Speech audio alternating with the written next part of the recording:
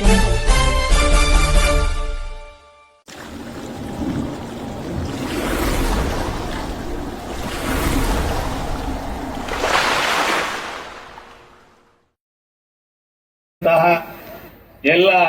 ಪೋಷಕ ಮಿತ್ರರೇ, ಮಕ್ಕಳೇ, ಮುಖ್ಯವಾಗಿ ಇವತ್ತು ನಾವೇನು ಈ ಕಾರ್ಯಕ್ರಮದಲ್ಲಿ ಭಾಗಿಯಾಗಿದ್ದೀವಿ, ನಾವು ಒಂದು ಕಾಲಕ್ಕೆ ನಿಮ್ಮ ತರ ಸಭಿಕರ ರೀತಿಯಲ್ಲಿ ಮುಂದಗಡೆ ಕೂತ್ಕೊಂಡಾಗ ಆಲೋಚನೆ ಮಾಡ್ತಾ ಇದ್ವಿ, ಏನು ಇಲ್ಲಿ ಬಂದಂತಹ ಅತಿಥಿಗಳು ಮಾಡ್ತಕ್ಕಂತ ಭಾಷಣ ನಮಗೆ ಯಾವ ರೀತಿಯಲ್ಲಿ ಉಪಯೋಗ ಆಗ್ತದೆ, ಪರೀಕ್ಷೆಯಲ್ಲಿ ಸಂಬಂಧಪಟ್ಟಂತ ಏನಾದರೂ ಅಂಕೆಗಳೇನಾದ್ರೂ ಕೊಡ್ತಾರ, ಮಾಸ್ಟರ್ ಏನಾದ್ರೂ ಇದರ ಬಗ್ಗೆ ಕ್ವಶನ್ಸ್ ಏನಾದ್ರೂ ಕೇಳಬಹುದಾ ಅಂತ ಒಂದು ಆತಂಕದಿಂದ ಕಾಯ್ತಾ ಇದ್ವಿ. ಆದರೆ ಅದು ಬೇರೆ ರೀತಿಯಲ್ಲೇ ಉಪಯೋಗ ಆಗುತ್ತೆ. ಇಲ್ಲಿ ಬಂದು ಸಭಿಕರ ಆಗಿ ನೀವೇನು ಕೂತಿದ್ದೀರಿ, ಇಲ್ಲಿ ಅತಿಥಿಗಳು ಬಂದು ಭಾಷಣ ಮಾಡೋದು ಮಕ್ಕಳ ಒಂದು ಜ್ಞಾನ ಅಭಿವೃದ್ಧಿಗಾಗಿ ಎಲ್ಲಾ ರಂಗಗಳಲ್ಲೂ ಸಹ ಅವರಿಗೆ ಒಂದು ರೀತಿಯಲ್ಲಿ ಸಹಕಾರಿ ಆಗುತ್ತೆ ಅಂತ ಹೇಳಲಿಕ್ಕೆ ನಾನು ಇಚ್ಛೆ ಪಡ್ತೇನೆ. ಮುಖ್ಯವಾಗಿ ಇವತ್ತು ಜ್ಞಾನವಾಹಿನಿ ಇಂಟರ್ನ್ಯಾಷನಲ್ ಶಾಲೆಯ ಈ ಜ್ಞಾನೋತ್ಸವಕ್ಕೆ ಬಹಳ ಸುಂದರವಾದ ಹೆಸರನ್ನು ಇಟ್ಟಿದ್ದಾರೆ.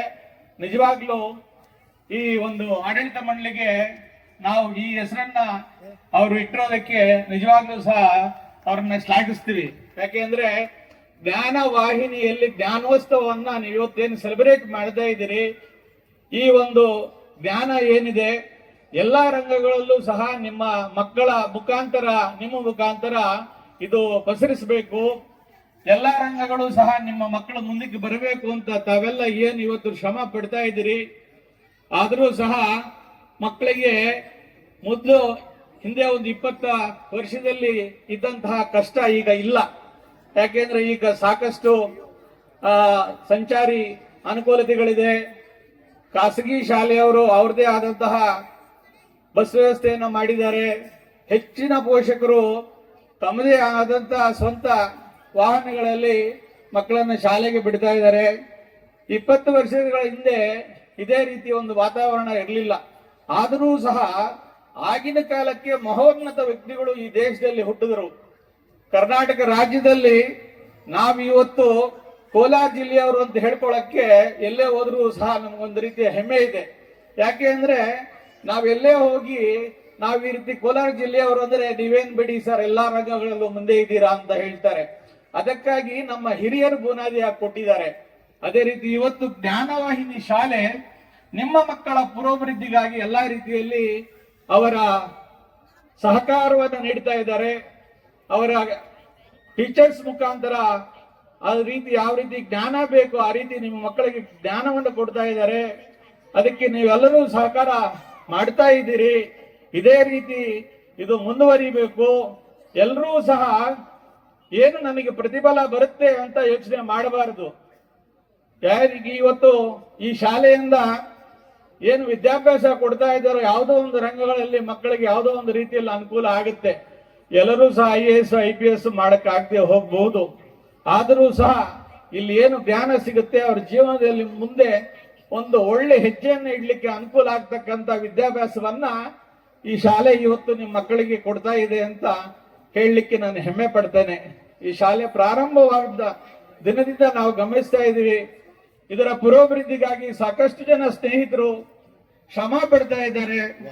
ಈ ಆಡಳಿತ ಮಂಡಳಿ ಬರೀ ಹಣಕಾಸಿನ ಉದ್ದೇಶದಿಂದ ಈ ಶಾಲೆಯನ್ನು ಪ್ರಾರಂಭ ಮಾಡಿಲ್ಲ ಅಂತ ಹೇಳಲಿಕ್ಕೆ ನಾನು ಯಾಕೆ ಇಚ್ಛೆ ಪಡ್ತೀನಿ ಅಂದ್ರೆ, ಯಾವಾಗ್ಲೂ ಸಹ ನನಗೆ ಫೋನ್ ಮಾಡಿದಾಗ ಚಂದ್ರಶೇಖರ್ ಅವ್ರು ಕೇಳ್ತಾರೆ, ಹಣ ನಮ್ಮ ಶಾಲೆಯನ್ನು ಯಾವ ರೀತಿ ಬೇರೆ ಮಟ್ಟಕ್ಕೆ ತೆಗೆದುಕೊಂಡು ಹೋಗ್ಬೋದು, ಈ ಜಿಲ್ಲೆಯಲ್ಲಿ ಅತ್ಯುನ್ನತ ಶಿಕ್ಷಣವನ್ನು ಕೊಡ್ತಕ್ಕಂತಹ ಒಂದು ವಿದ್ಯಾಸಂಸ್ಥೆಯಾಗಿ ರೂಪಿಸಬೇಕು, ಅದಕ್ಕೇನಾದ್ರೂ ಸಲಹೆ ಸೂಚನೆಗಳಿದ್ರೆ ಕೊಡಿ ಅಂತ ನಮ್ಮನ್ನು ಕೇಳೋ ರೀತಿ ನೋಡಿದಾಗ ಅವರಿಗೆ ನಿಮ್ಮ ಮಕ್ಕಳ ಮೇಲೆ ಇರ್ತಕ್ಕಂಥ ಕಾಳಜಿ ಅರ್ಥ ಆಗುತ್ತೆ. ಇಲ್ಲಿಂದ ಈ ಶಾಲೆಯಿಂದ ಯಾರೋ ಒಬ್ರು ದೇಶದಲ್ಲಿ ಅತ್ಯುನ್ನತ ಮಟ್ಟಕ್ಕೆ ಹೋಗ್ಬೇಕು, ಹೆಚ್ಚಿನ ಜನಸೇವೆಗಾಗಿ ನಿಮ್ಮ ಮಕ್ಕಳು ಬರಬೇಕು ಅನ್ನೋ ಒಂದು ನಿಷ್ಕಳಂಕವಾದ ಕಾಳಜಿಯನ್ನು ಏನು ಇಟ್ಕೊಂಡಿದ್ದಾರೆ ಆಡಳಿತ ಮಂಡಳಿ. ನಿಜವಾಗ್ಲೂ ನೀವೆಲ್ಲ ಅದೃಷ್ಟವಂತರು ಅಂತ ಹೇಳಿಕೆ ನಾನು ಈ ಸಂದರ್ಭದಲ್ಲಿ ಇಚ್ಛೆ ಪಡ್ತೀನಿ. ಅದೇ ರೀತಿ ಮಕ್ಕಳಿಗೆ ವಿದ್ಯಾಭ್ಯಾಸ ಒಂದು ಮುಖ್ಯವಾದ ಈ ವಯಸ್ಸಿನಲ್ಲಿ ಏನು ವಿದ್ಯಾಭ್ಯಾಸ ಕೊಡಬೇಕು ಅದು ಮುಖ್ಯವಾಗಿ ಮುಂದೆ ಅವರಿಗೆ ಬೇರೆ ರೀತಿಯಲ್ಲಿ ಬೆಳವಣಿಗೆ ಆಗ್ಲಿಕ್ಕೆ ಉಪಯೋಗ ಆಗ್ತದೆ. ಪ್ರತಿಫಲಾಕ್ಷೇಪಗಳನ್ನ ಏನು ಇಟ್ಟುಕೊಳ್ಳದೆ ಈ ಶಾಲೆಯನ್ನ ಮುನ್ನಡೆಸ್ತಾ ಇದ್ದಾರೆ. ಅವರಿಗೆ ಶುಭವಾಗಲಿ. ಮುಂದೆ ಸಹ ಈ ಶಾಲೆಯನ್ನು ಅತ್ಯಂತ ಉನ್ನತ ಮಟ್ಟಕ್ಕೆ ತೆಗೆದುಕೊಂಡು ಹೋಗ್ಲಿ ಅಂತ ಹೇಳಿ ನನಗೆ ಈ ಅವಕಾಶ ಕೊಟ್ಟಂತ ಶಾಲೆ ಆಡಳಿತ ಮಂಡಳಿಗೆ ನಮಿಸುತ್ತಾ ನಿಮಗೂ ಮತ್ತೊಮ್ಮೆ ಕೃತಜ್ಞತೆಗಳನ್ನು ಹೇಳಿ ನನ್ನ ಎರಡು ಮಾತನ್ನು ಮುಗಿಸ್ತೀನಿ. ಜೈ ಹಿಂದ್, ಜೈ ಕರ್ನಾಟಕ.